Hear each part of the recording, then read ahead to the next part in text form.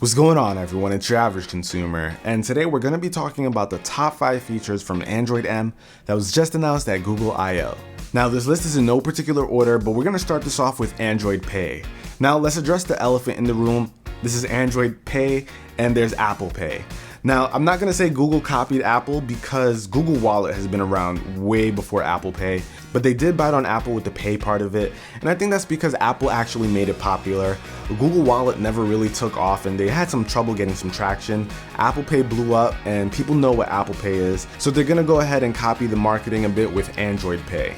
And just as you'd expect, this is tap to pay, so all you have to do is take your device, put it on the reader, and boom, you should be able to pay for whatever item you're purchasing. Now, Google says they already have 700,000 merchants who are ready to take Android Pay, and you can actually also use it to pay for in-app purchases. And for phones that are able to support it, you can use your fingerprint to unlock Apple Pay and start using it. Now, one thing I like about these pay services is that they're actually more secure than using your own card. For Android Pay, Google will make an account number for whatever card you're using, and that's what's going to be used when dealing with merchants instead of your card number, and that makes it way more secure than using your actual card, and I'm a huge fan of that. And next up, we have Google Now. Google Now has always been awesome on Android, and now Google announced some crazy improvements. In Android M, Now will be able to proactively answer and make suggestions based on what's on your screen. They drew the word context around a lot, and that's because it takes information from what's on your screen and tailors it to responses based around it. A cool example they showed was receiving an email from a friend about a movie and then having Google Now send you a card giving you all the details about it. I thought this was pretty dope because you can kind of skip the whole process of asking what's the movie about, who's in it, and get all that information right from Google Now. It'll even be able to give you more information about businesses, and I'm not just talking about locations and reviews. You'll be able to see when they're busiest, what time they open and close, and even what you might need before getting there. I think that's pretty awesome. Another new addition to Android M is USB Type-C support. We'll probably see this first with new Nexus devices, and hopefully other manufacturers pick up that as well. USB Type-C will allow up to 3 to 4 times faster charging speeds, and it'll provide a flippable design. Now, this is great because you won't have to fumble or stare at the ports to make sure you're plugging it in right.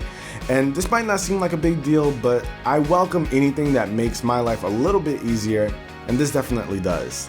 And with USB Type-C, you'll be able to use your device to charge another device, which in theory sounds really cool, but I'd probably never use this with my phone. As we all know, phone battery life is very precious, but I'd probably use it if I had an Android M tablet and I needed to charge something else in an emergency. Now, another new and very welcome feature is better app permissions. When you first install an app, you get a list of permissions that the app will be accessing after you've installed it. But Google has done away with this, and now apps will be able to request permission when trying to access those parts of your device. We no longer have to deal with the all or nothing approach. Now we can select which permissions the app gets to use when it actually needs it. And last but not least, there's Doze. Android M is looking to make your device smarter at managing power with a new Doze mode.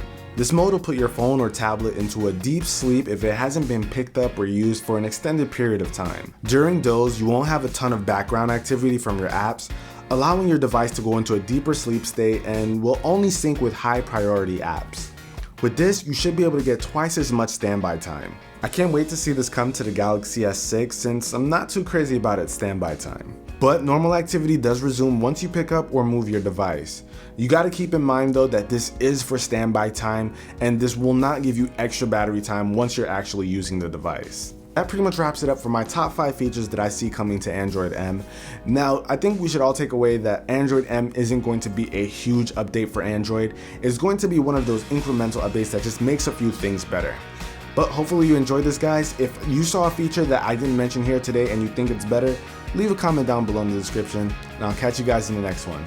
Peace.